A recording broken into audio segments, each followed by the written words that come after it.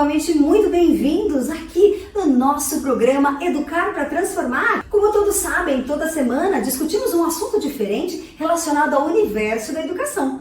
E hoje estamos dando continuidade à série sobre transtornos de aprendizagem, com o tema O Percurso de um Disléxico. E para isso, hoje temos dois ilustres convidados. Sandra, você novamente aqui, muito obrigada pela sua presença.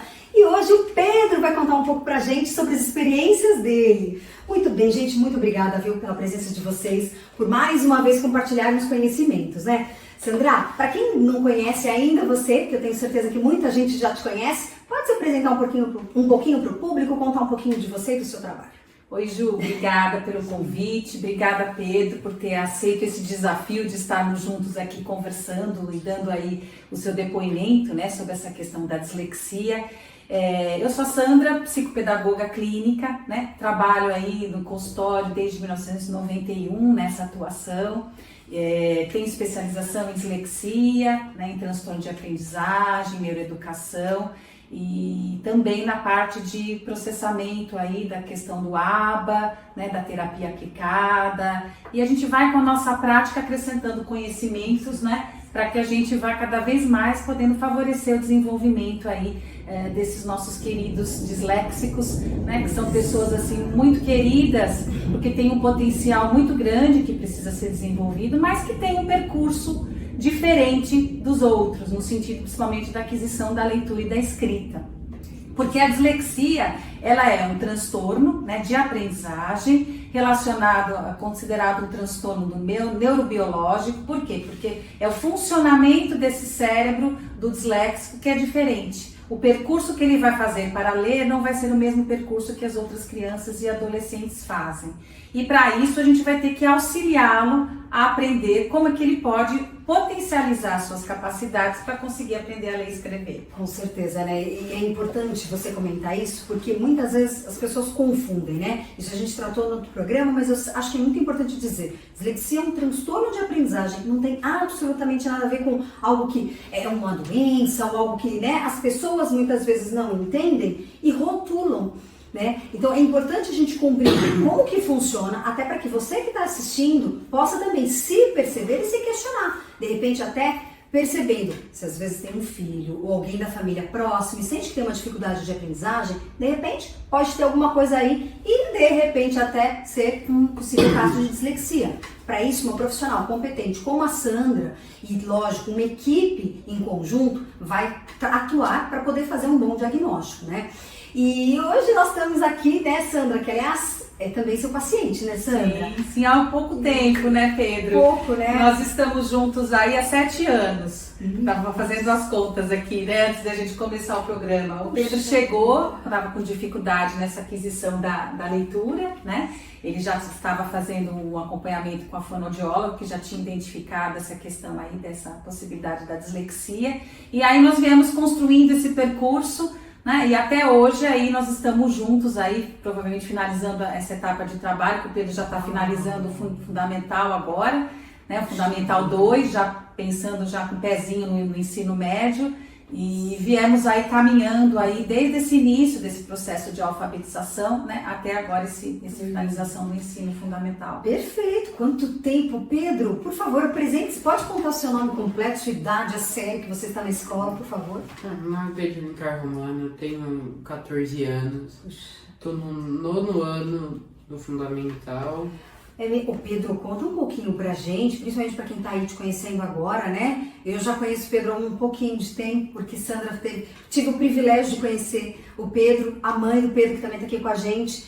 Mas conta um pouquinho, quando você percebeu que as coisas estavam diferentes pra você? Você tava lá no 2º ano, Pedro, era? Era no finzinho do primeiro, entrando pro 2º. E o que você percebia que os seus amigos conseguiam fazer com um pouquinho mais de facilidade para você estava difícil de conseguir? Meus amiguinhos, eles já conseguiam escrever usando a letrinha bastão, já conseguiam ler algumas coisas e conseguiam prestar atenção em tudo da aula.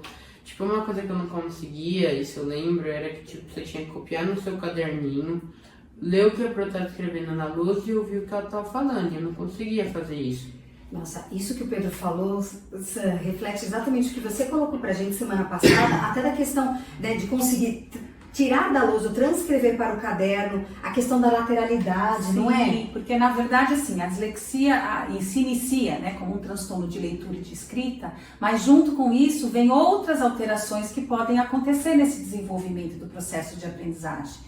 Para cada disléxico é diferente, apesar deles serem todos disléxicos, cada um tem as suas especificidades. Então vão ter disléxicos que vão ter uma dificuldade maior na parte motora, né, gerando aí uma dificuldade na grafia, uma disgrafia, e aí essa questão do olhar para a lousa e estar copiando, que são habilidades ao mesmo tempo que tem que acontecer, acaba sendo um dificultador, né, porque eu foco, tenho que olhar a palavra, organizar essa palavra na imagem e no pensamento, né, para depois conseguir passar para o meu papel. Nossa. Existem disléxicos que vão ter dificuldades na matemática, né, porque a matemática também é uma linguagem simbólica, então alguns disléxicos vão ter dificuldade no reconhecimento aí dos sinais, vão ter dificuldade na questão da tabuada. A grande maioria vai ter dificuldade no processo atencional, nessa questão da leitura e da escrita, né, na questão da escrita também ortográfica, para perceber qual é o som e qual é a letra que corresponde, o grafema que corresponde a esse som. É um processo bem complexo, mas que a gente não se dá conta, né, quando ele está acontecendo. Mas quando alguma coisa atrapalha. E Pedro, você se sentia bem incomodado? Você lembra de você meio chateado enquanto criança?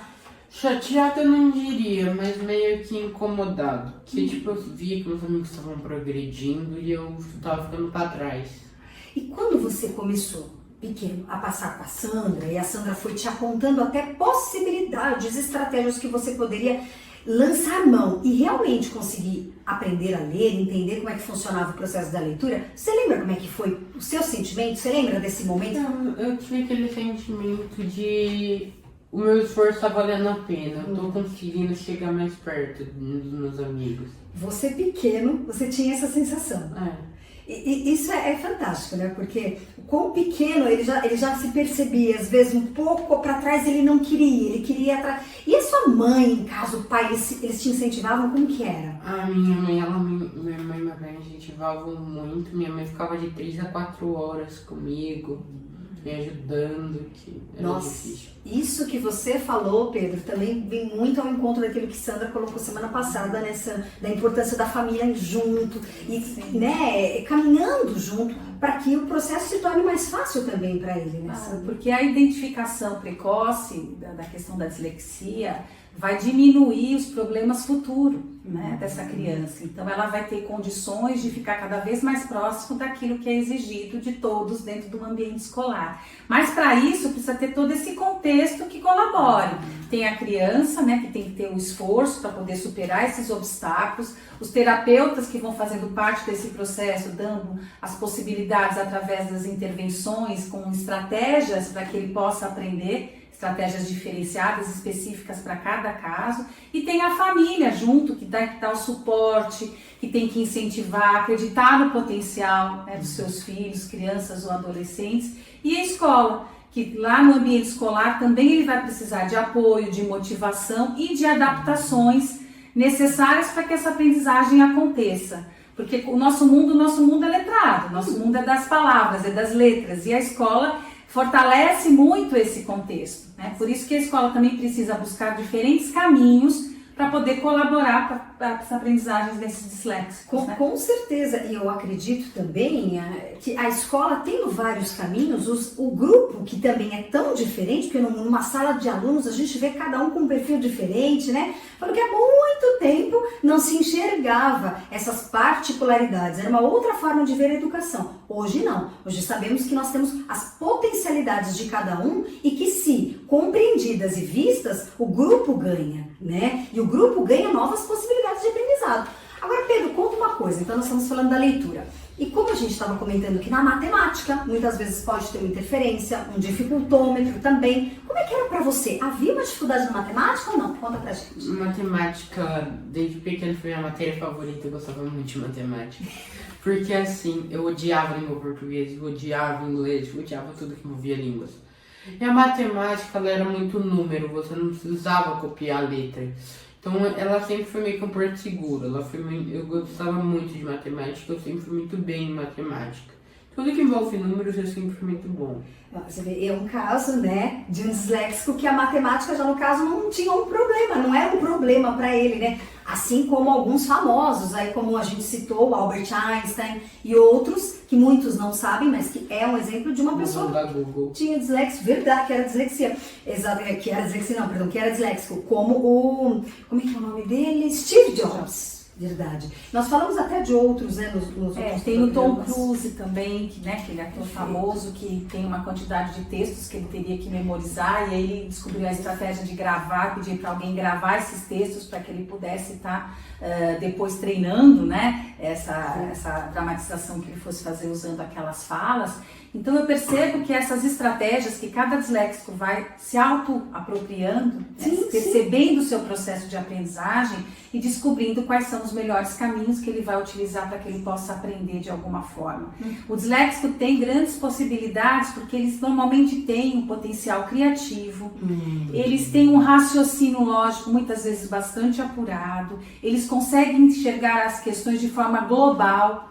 Esse é um grande ponto positivo do disléxico. Em contrapartida, a sua dificuldade é chegar ao pequeno. Por isso que a decodificação sonora e a relação grafema-fonema é o aspecto mais dificultador. É a decodificação, é os pedaços, né? Juntar os pedaços. Nossa. Porque a imagem global eles têm, e muitos deles têm inteligência até acima da média.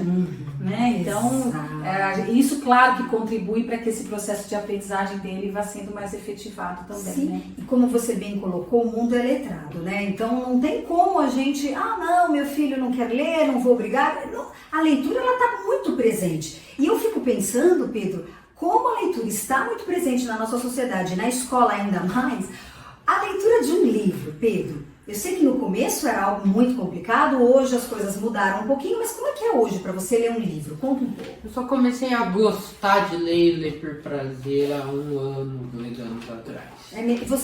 Por que você acha que foi isso pela sua maturidade? Não, porque eu comecei a ver a importância da leitura para o mundo. A leitura, ela vem desde a criação da primeira língua, sempre foi preciso ler. Pode ser em qualquer era, qualquer século que já tinha alguma frase que você falava, alguma língua, você precisava da leitura. E hoje em dia você viver sem a leitura, você viver desconectado de todos a qualquer momento. Você precisa saber ler para viver no mundo de hoje. Perfeito, nossa, que orgulho, mãe. Porque se a gente que está aqui, você então, Sandra, que acompanhou junto com a mãe todo esse processo, é muito bonito. Pra gente que vê, Pedro, a gente que é educador, sabe o quão é difícil para qualquer um o processo da leitura, o processo da matemática. E aí você tem a questão de ser uma criança que apresenta, né, o diagnóstico da dislexia, aí o processo fica um pouco mais complicado. Talvez um pouco muito em alguns casos. Então contar com uma parceria, né? A Sandra, psicopedagoga. Você teve mais alguém de terapia que você fazia que te ajudava? Eu tinha a Márcia, que é a minha fonoaudióloga, ela me ajudou muito também. Eu já ia nela antes de ir na Sandra e depois eu fui com ela. A escola também ajudou, mas elas duas que conseguiram dar aquela alavancada pra mim, conseguir ficar perto dos amigos e até ultrapassar alguns. Você vê, né? A união, a escola, parceria, né? A escola, as terapeutas, as terapias, a família, tudo junto. Não adianta um funcionar e o outro não. E também um ponto, você querer, né? Você entender e assumir, não é, Pedro? Sim, eu sempre queria me dedicar muito, porque eu sempre quis tentar dar o melhor de mim em tudo.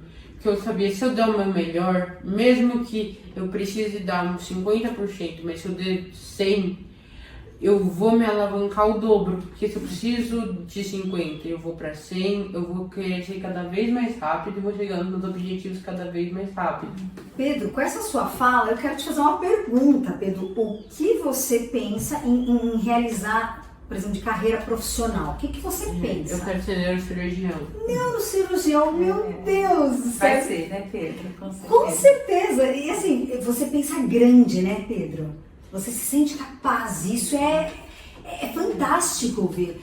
Você brilha quando você fala com uma propriedade de que você é capaz, e é mesmo. Todos somos capazes, mas não adianta os outros falarem que não somos capazes se a gente não acredita em nós mesmos, né? Sim, teve um menino que eu conheci que ele era muito bom, mas de tanto ele achar que era ruim, de tanto ele se colocar para baixo, ele começou a se tornar ruim.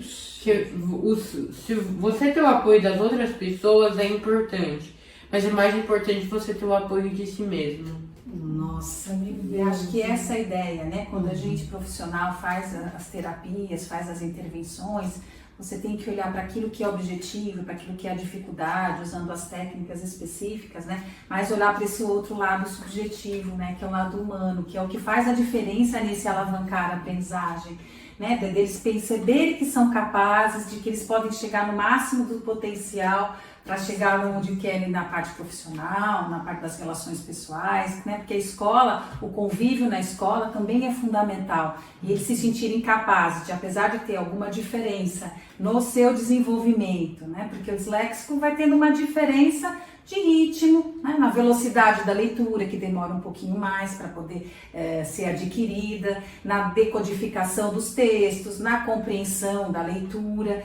mas que tudo isso com treino, com esforço e determinação, né? Com todo esse suporte que a gente está dizendo das parcerias, que essa superação é totalmente possível. Nossa, com e certeza. São casos de sucesso com certeza, né? No presente e no futuro, né? Pedro, aproveitando, né, que nosso público está aqui, eu tenho certeza que muita gente está aproveitando muito o nosso programa para si ou até para compartilhar com outras pessoas a sua história.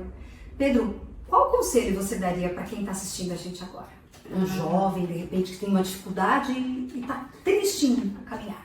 Eu daria o conselho de que, assim, mesmo se você tem uma dificuldade, isso vai te criar barreiras na sua vida. E você tem que ser forte, manter a cabeça erguida para conseguir quebrar cada uma dessas barreiras. E se em uma delas você acabar caindo, você tem que se levantar mais forte e nunca desistir. Mesmo sabendo que é difícil, você sempre tem em mente qual é o seu objetivo e sempre se esforçar cada vez mais para consegui-lo. Na primeira vez que você fala de se esforçar, você é uma pessoa que se esforça a cada dia e se supera. Muito obrigada, você é um exemplo para mim, com certeza para Sandra, para a mãe que está aí, porque se a gente está sentindo esse orgulho, eu imagino você. Mãe, viu porque eu trouxe ele, né? Nossa É Senhora! muito querida. Com certeza. E assim, a plantinha, né, que a gente fala, a sementinha que foi plantada, essa plantinha tá aí florescendo, tá crescendo forte e você está se tornando uma pessoa cada vez com uma potência aí forte para seguir cada vez mais. Você falou uma coisa que eu esqueci de comentar, mas você tinha falado e eu quero que o público saiba. Você falou da dificuldade um pouquinho do inglês, mas que você não desistiu e que você gosta de uma outra língua porque você tem um plano futuro. Qual que é essa outra língua mesmo? Não, isso é só uma língua, eu gosto de outras duas. Eu também faço, além do inglês e de português, eu faço espanhol e italiano. E por que você está aprendendo italiano? Qual é o seu objetivo mesmo? Eu quero me mudar para a Itália, já tô vendo tudo. Porque, assim, primeiro porque a questão financeira, como a faculdade no Brasil é muito cara e na Itália, se você se formar na Itália, um currículo da Europa em geral, você tem um currículo europeu é muito bom, você acaba tendo muitos benefícios com isso. E também no futuro, se eu quiser, vamos por voltar para o Brasil ou ir para outro país, é muito mais fácil validar um diploma italiano, europeu, do que um diploma brasileiro. Parabéns pela maturidade que você, com 14 anos, tem. Parabéns, Sandra. Obrigada. Parabéns, mãe, porque uma hora eu vou trazer essa mãe também para participar. Muito obrigada mais uma vez, vocês dois, pela presença, de coração. Obrigada a você que está assistindo o nosso programa. E como sempre eu digo, eu convido todo mundo que está aqui no nosso programa a sempre aprender a como educar para transformar. Muito obrigada a todos e até a próxima!